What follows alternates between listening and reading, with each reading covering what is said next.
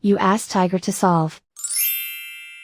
This deals with linear equations with one unknown. The final result is x equals 11. Let's solve it step by step. Simplify the expression. Expand the parentheses. Simplify the arithmetic. Group all constants on the right side of the equation. Subtract 11 from both sides. Simplify the arithmetic.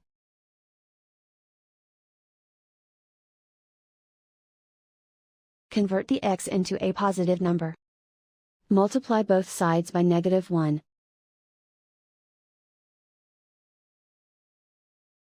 Remove the ones. Simplify the arithmetic. And so the final result is x equals 11.